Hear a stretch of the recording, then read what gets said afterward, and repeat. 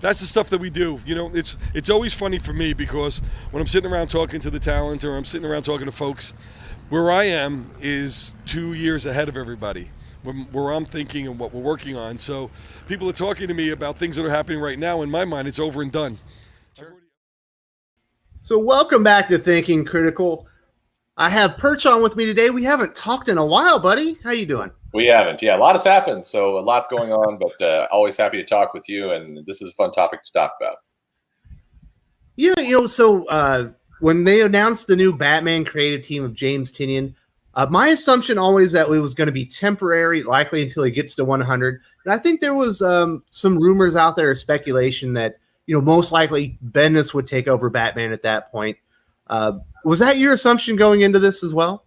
Yeah, I think initially it always seemed like a bridge, but then James Tynion started talking about his plans and kind of the architecture he wanted to build up and the bigger kind of worlds he wanted to set in place for Batman. And then it started to really sound like he was on for a while, that this was going to be a deeper run that he was really going to push and do. And so, started thinking that, no, I guess he's on for the long ride. And then we got some new news, it looks like. Yeah, so we're going to talk about this Bleeding Cool article that they released. I think it was 5 days ago, maybe 6 days ago, but it's basically an article, a gossip article. And if you want to read it for yourselves, there's a link in the description below, in the video description. But basically, the gossip article states that the 12 Years a Slave screenwriter, John Ridley IV, is actually taking over Batman at 101, or they think it'll be actually rebooted to number 1. Have you talked to people? Is this actually what's going to happen? So it looks like yes, on the short. But there's kind of there's another piece to this story. So backing up for that for a moment, we're just going to save you a click completely on Bleeding Cool articles today. So that's what Wes is doing right now. Excellent. If you remember, we've been talking about 5G, and you did a show about it, and we got some information about 5G. And at the time, we both talked about how this is really an initiative. It's an event. It's not a permanent thing. A lot of people have been concerned and continue to be concerned on social media that DC is basically going to cancel all of their characters, say goodbye to Bruce Wayne forever, Clark Kent, all the characters, and they're going to reboot them with new, younger, more diverse versions of themselves, and permanently. And I've always said that that's crazy talk. There's a brand new Batman movie with Robert Peterson coming into it. DC's finally hitting their stride with Aquaman, Wonder Woman. Their movie division is not going to allow them to suddenly stop all the comics and redo them with completely unknown characters that they have to build back up again. That won't happen. But what will happen is this idea of 5G or whatever ultimately that's called. If that's the name they go to market with, by the way, that they're insane. But it's absolutely terrible. So we have You're the Villain. We're going to move right into a crisis event here in the summer. It's going to be big and earth-changing, and nothing will be the same again, and everything else. Heroes fighting for their lives. And then we move into this event. And the way I think your listeners should think about that is the old Age of Apocalypse, where the X-Men were going on, they were fighting Legion, there was Legion Quest, or there was a big, big battle there. And then suddenly all the titles were quote unquote canceled, and they rebooted them all with different names, and you had different X titles, and it was a different version of the X-Men. And there are even people, comic fans going, oh my God, this is the new X-Men reality now for forever. It's going to be like this. And the answer is, of course, no. It went on for 6 issues plus change. And then we went back to the X-Men like normal. And that's what we're getting here. We're getting this kind of interruption to things that are normal, where they're going to play out this story of what the future generation, what the next generation of DC heroes are like. So with all that said, we get back to this story, and what we have is Batman, and we have Luke Fox as the new Batman, and we have a writer for this moment, and that is John Ridley, who has been courted by DC for a long time. The other history of the DC universe, which got canceled, and they've been wanting to do something. He's been wanting to do something. He looks like he's the writer of the new Batman, Luke Fox, and his journey, and this somewhere between 6-12 issues of a new Batman. And likely, they will likely reboot this to Batman #1, but I think it'll be something like, the Astonishing Batman #1 or whatever, not that title, but something like that. And this is what we'll get. And this is also going to be happening with Superman, with Wonder Woman, with Green Lantern, Flash, everybody. And that's what we got. So he's a really odd choice in my opinion. Yes, he has some, some writing credentials, like 12 Years a Slave is probably what he's best known for. He's written 3 comics or comic series in his all that I can find of, in his comic book DB, most notably The American Way, which was for DC Comics, but that was like 2004, 2006, something like that. Yep. Should he be getting this opportunity? I mean, Batman isn't the flagship for DC Comics. That's the flagship series for all of comics. It is, and I think, you look at it this way: it's they're likely not going to be canceling Detective Comics, so you're still going to have your Bruce Wayne Batman running around over there. It is odd. It feels like DC's Ta-Nehisi Coates moment of kind of Coates on Captain America and Ridley on Batman. It definitely feels in that same vein, and they want to tell a story about a black man taking on the Batman mask and what that means and how that's going to really be handled. I've heard people in the industry compare this to when the Falcon took the Captain America mantle and the fact that they didn't get a notable African-American writer to handle that story and really bring that experience to the character. And they say that's one reason why it failed. Now the subsequent Falcon issue did have that and it didn't do well. So I don't think it really matters about the race. It matters about the quality of the story. Mm-hmm. John Ridley he's a good writer. I think he's done good work. The 12 Years a Slave is a powerful piece of work. And if you're going to try and make a Batman story in that vein, you can do that. But screenwriting, and as we've seen, articles for The Atlantic, books, they don't translate to comics. So it's not one-to-one. Maybe it works. I'll say a bunch of things now people disagree with, but Eve Ewing, I think, came in and kind of proved, hey, she does know the mechanics of writing a comic story. The comic story read in a coherent, good way. Compare that to a Ta-Nehisi Coates on Captain America, which is all over the place. People from within the industry mock that book. So we don't know what we're going to get with John Ridley. He has a bit of comic history. Maybe it'll work. Maybe it doesn't. I'm going to reserve judgment until I actually see it. But I do agree with you that for the flagship book of comics, Batman is the flagship book of all comics. More so than Spider-Man, everybody knows Batman. Even if it doesn't always sell at the top, that is the one people know. It's a risk. It's a major risk. And it's putting a lot of weight on Detective Comics to kind of carry the load if this doesn't work out. So this is a big gamble for DC, both as an initiative and as a writer. Well, it's also a big gamble with the character. The Batman is literally the introductory character for a lot of people to DC Comics. A lot of new readers are going to come in here, and if it's not a Batman story, if it's something else, you're potentially losing a portion of your new audience, and also why you're disenfranchising or disillusioning your current audience. Yep, it's highly risky in a time that I think DC can't afford risks. I think this is what they need to do is kind of streamline the line, show that they have good, powerful stories, that recover a little bit from the big hype that Bendis was going to come in and fix everything. And instead, between Bendis, King, and what Snyder is doing, created a very, very confused look at the 3 visions, I would say, of the DC universe. People like each one. That's fine. I'm not going to say which one is better than the other, but you had 3 very different visions kind of floating through DC simultaneously, created some real conflict. More than anything, DC needs to bring it together, in my opinion. But what this initiative is going to do is it's going to kind of lean into that. You're going to have a Detective Comics, or you're going to have some comics out there with Grant Morrison's Green Lantern, or current Bruce Wayne Batman. And then over on the other side, you can have a bunch of marketing for a Luke Fox Batman, maybe struggling with his identity and racism as part of the themes of that book. That's tough. And I think Batman as a character really needs those big action moments. Snyder's run was so big because he provided some big action moments, and King's run at the beginning was very big because Batman was doing big things and hanging out with Catwoman, so it was huge. To now go for a very introspective look at Batman right after he killed Alfred, that's a tough move. And if Batman loses, say, 25% of its sales, that's catastrophic for DC. Yeah, because it's a twice monthly book that they get at a minimum 80,000. Yeah. That's 40,000 lost sales. That's probably like their 6th best selling ongoing comic.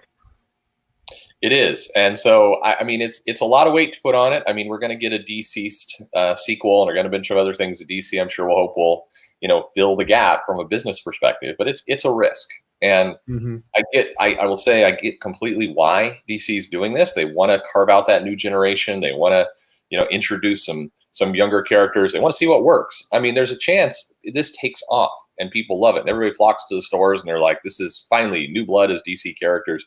And then they've got this whole second line, almost like the Ultimate line that they can go and run with and kind of have their cake and eat it too. And I think they're hoping for that double dip huge moment. I would just say in a world where we got $3.99 comics and the business is struggling and all the rest, my strategy would be hunker down and get something really solid. But what else is interesting? You said that there's going to be kind of like a pause on a lot of these titles, and new writers that aren't traditionally associated with DC or these characters are going to be coming in. Is there going to be a long stretch where maybe there's not going to be a Robert Venditti, series out there? Once they announced him for Justice League, I figured his run would be temporary, kind of like Tinian's. Are we going to see some of these DC mainstay that the readership really love? Are they not going to be on DC Comics or, that are being published? So what I've heard is that some of these people, in some cases directly from the source, they will be still writing comics. There will be simultaneous shipping of things going on, but for some, we'll get 2 to 3 months of pause. And what DC is going to do is they're going to use this moment to kind of catch up a little bit, get some other stories in the can before these titles are then, again, think of Age of Apocalypse. We hit the Omega issue. It's done. We're back to quote unquote normal. And these writers and some of the artist teams have had a chance to catch up, and they'll be able to do some double shipping for a while and really kind of hit their stride in 2021 as going from event to double shipping, which as a consumer sounds brutal, but it is a proven track record Marvel has done many times. So they're copying that. But yeah, I think we are going to have a small stretch at least where some of these writers, maybe Venditti, are going to be absent while they're catching up in the background. And for some of these 5G books, we're going to see some new faces that we haven't seen in DC in a big way before. Or we're going to see people like Matt Fraction writing The Flash or Green Arrow. We're going to be seeing some of these new faces come in, and probably some Marvel faces as well. I do understand they're actively trying to poach a couple people whose runs are winding up. So do we think this is going to be more of the Bendis pipeline? Because I did my preview of the February solicitations for DC, and Bendis himself was either writing or directly in control of 14% of all the comics they were releasing, and that wasn't including the Matt Fraction and stuff and the Kelly Sue DeConnick. Is there going to be even more Bendis influence in this? Yeah, I think so. I think two things are happening. One, you got, in terms of bringing him in, I mean, there's always intention you're going to bring him in to play a bigger role. That's why he moved. And so I think you're going to see Bendis' influence be the biggest in the company, certainly of the titles. The only thing that kind of is odd here, and I mentioned it before, is you've got these conflicting visions. And again, I'm a big fan of, in fairness, I'm a big fan of all three and things they've done. I haven't liked everything King has done. I have liked some things King has done. Same thing with Snyder, same thing with Bendis. Everybody has their goods and bads. But the problem DC has had these three kind of conflicting ideologies, kind of almost at war. As a consumer, it feels like there's a battle going on behind the scenes. You talk to them, they're surprised at that feedback. They don't see it on their side. But as a reader, you see these very conflicted things. And I mean, you look at this week's Superman, and you see this Lex Luthor moment where Snyder has been building up Luthor as this big threat, Apex Luthor, all the rest kind of evolve. And in kind of 3 panels, Bendis takes Apex Luthor and devolves him back to the original businessman Luthor, complete with suit and tie, as he, contemplates how angry he is at Clark Kent's announcement. And it's like, wow, okay. I mean, it's just, it comes across to the readers as a lack of respect for each other's stories. And so to get to your question, and so to get to your question, I mean, I think you've got Bendis, who's been charting out kind of the young Justice and this kind of new generation of heroes, and that's going to slam into the 5G version of heroes. And some of those I think Bendis has controlled, some of them he doesn't, and it's just, we're going to continue to get a very convoluted view, in my opinion, of the universe. And I think that's really rough for fans. They don't like that. Yeah, it was strange. Just a few weeks ago, I was reading, I read a lot of DC comics, and all of a sudden, in one of my comics, Bruce Wayne is trying to get into Gotham, which has been taken over by Bane. In another comic, he's in Seattle trying to investigate what was his name? Leviathan. Yep. You know, they have to solve it in one night. In another comic, he was in space with Superman fighting the super Legion of Doom. And then in Detective Comics, he was like at a carnival with Joker. Sure. And like, what is happening here? No, and I mean, he's over in he's with, I guess, the Bermuda Triangle now as Superman's new base, fighting the Batman Who Laughs. I mean, it's all over the place. And comics have always done this to an extent where, you know, there's the Wolverine would be in 8 different places at once, and how could that possibly be? But the general writing stayed mostly the same. And when one writer would do something big, like, you know, Chris Claremont would turn Madeline Pryor into the Goblin Queen over in the X-Men, you wouldn't have some other writer. You wouldn't have Louise Simonson having her be a mom in her comic. That there was some respect for these big moments each other would have. And what you see right now in DC, and again, what baffles me is I've talked to many of these people directly, and they don't see this. They don't see it the same way. They see, no, we're all respect each other. We love each other. Maybe that's just a front, and they just, you know, professionalism is keeping them from smacking each other to others. That could be, and if so, I respect that. But from a reader standpoint, it's like you said, it just looks like everything is all over the place. And this 5G and these stories and kind of these, now we're bringing a host of new writers without big DC experience in to handle some of the core iconic characters. I don't see how that doesn't make it worse. You know, so the last thing I want to talk to you about is something I don't believe whatsoever.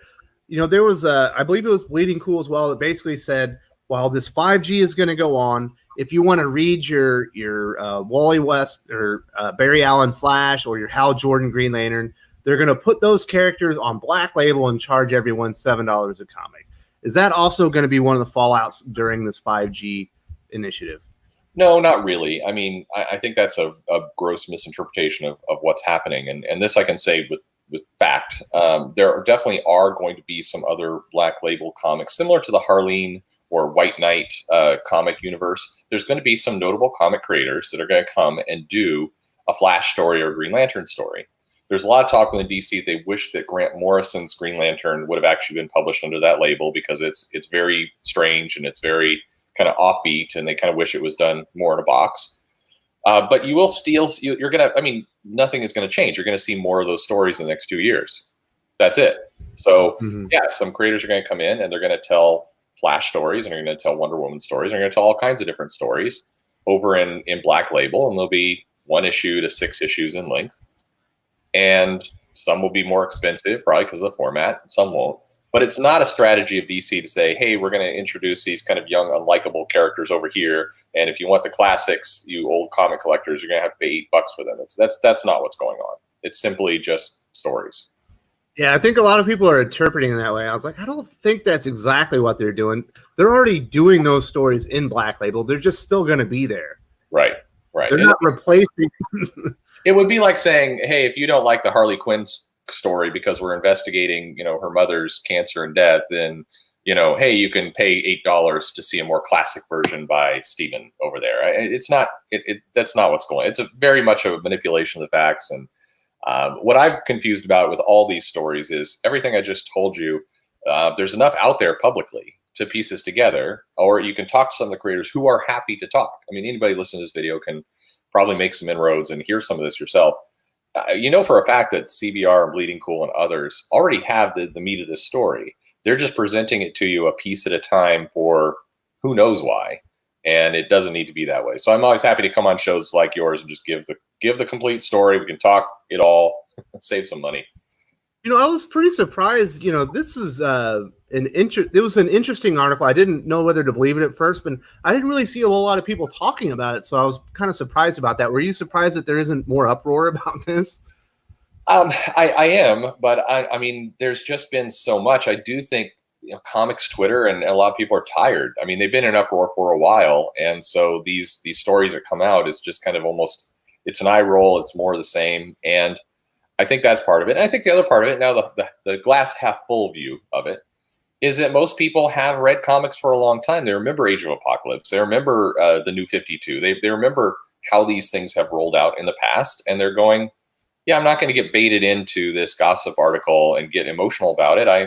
It will be fine. I think there are more people who are coming around to the idea of comic will come out. If it's not any good, I'm not going to buy it. And if it's good, I'll read it. And that's simple as that. Well, I really appreciate you coming on and providing some more information and a perspective on 5G. I'm not excited about it, but I haven't been really excited about DC Comics in a while. Is there any, one last thing you want to put out there, or anything you want to say before we finish this up? Yeah, I mean, I would say, like anything, just temper your either excitement or rage and hear the creative teams. And if they speak to you, go for it. I do think 5G is going to be a tough sell. I think Dan Didio is convinced it's going to be bigger than it is. I'm not seeing a lot of enthusiasm for it. But it's got people could write a really huge event this summer, and it can get everybody excited, and then we'll have something good. I mean, there were a lot of people prior to House of X that and Powers of 10 that were not excited 3 months before. It was, this is a reboot, damn it, not again. I don't want to see it. And then it came out and it was a good story and people liked it. So, maybe it'll be a good story. Let's hope. Mm-hmm. All right. Well, thank you very much. And I think we're going to see you on the channel on Saturday to talk about some DC Comics, some Batman 85, Doomsday Clock 12, right? Yeah, it'd be good to wrap up the year and see what DC's been up to. So looking forward to it. All right. Talk to you on Saturday, buddy. Yep. Take care. If you enjoyed this video, please give it a like. I would appreciate it very much. It helps us attract more views for the channel. Subscribe for future commentary, comic book news, and reviews. And don't forget to ring the bell for notifications. If you want to talk comics, movies, and much, much more, you can follow me on Twitter at Wes_from_TC. With that, Salamat Po, and I'm out.